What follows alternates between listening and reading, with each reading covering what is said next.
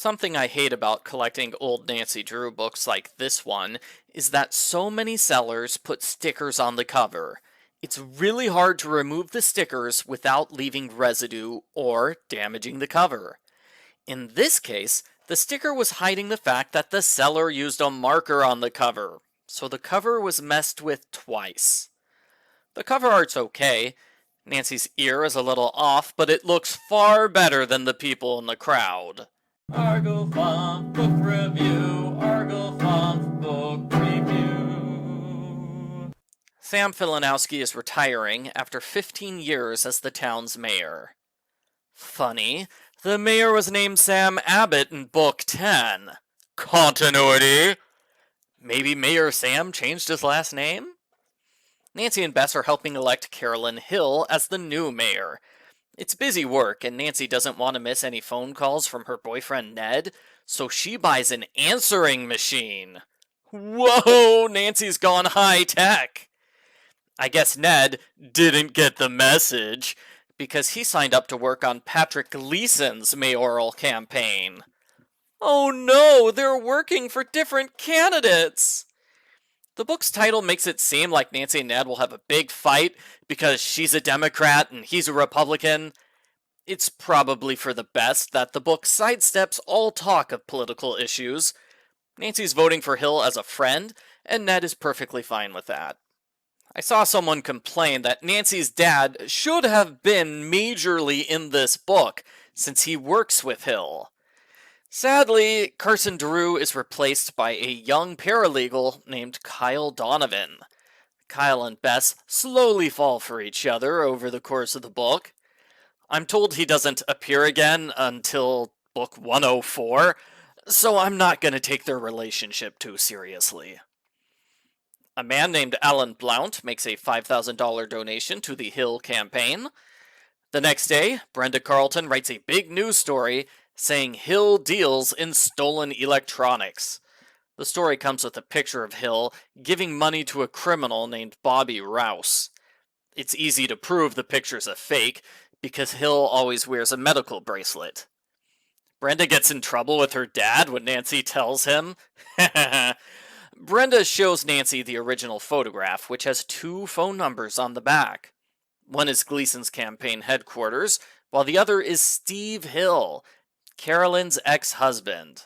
Steve is so bitter, he took the week off of work just to campaign against her. Nancy tries talking to Bobby Rouse. He runs away at top speed. A car chase ensues. He goes through a construction site, and Nancy's car partially falls into a hole. The good news is that Rouse is arrested for speeding in a stolen automobile. Chief McGinnis lets Nancy see the arrest report, and she can't resist bursting into the police interrogation room to ask Rouse a few questions. The police wait half a page before asking her to leave.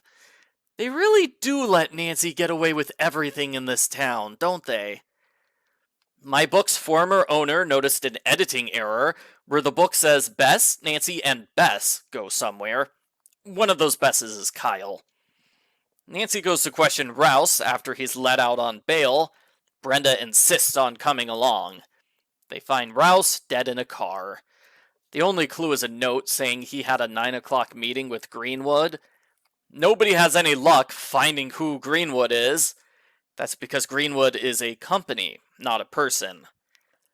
This trick would totally not work today with the internet.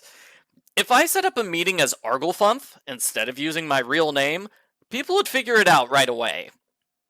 As the cover shows, Hill's next speech is interrupted by angry protesters.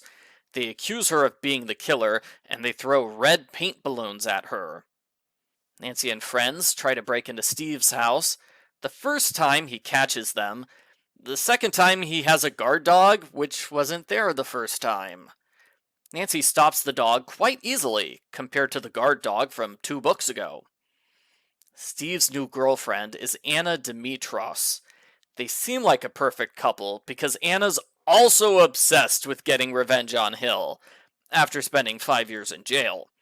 She plans to write a book to destroy Hill's reputation. The election's a week away. I don't think Anna's gonna finish the book in time. There's a debate where Alan Blount encourages Patrick Gleason. Nancy's confused. Why would Blount support both candidates? The debate is a great distraction so Nancy and Ned can search Gleason's office for clues.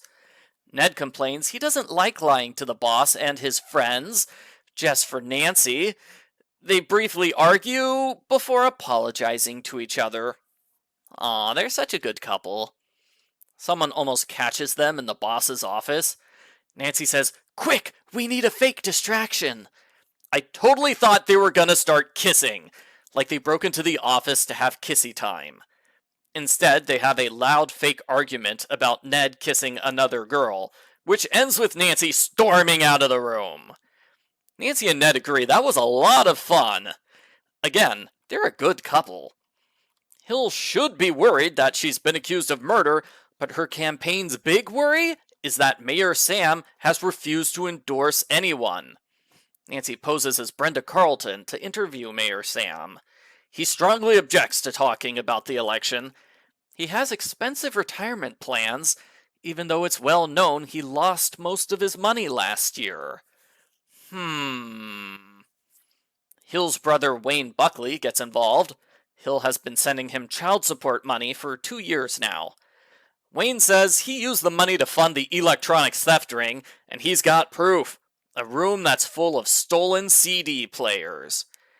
Nancy easily figures out that, no, it's just a room of empty boxes.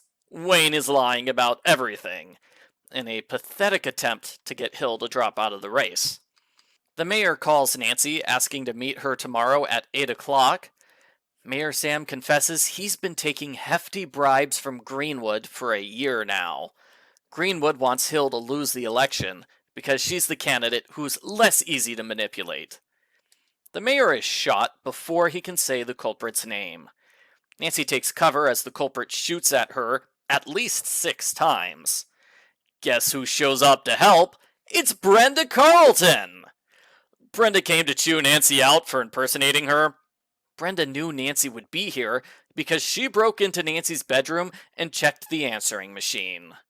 Foiled by modern technology! Also, I can't believe Hannah Gruen let Brenda Carlton into Nancy's bedroom. Come on, Hannah, you're better than that. Brenda is slow to realize somebody is actively shooting at them. Nancy has to push Brenda into her car, and they go to the hospital with the mayor.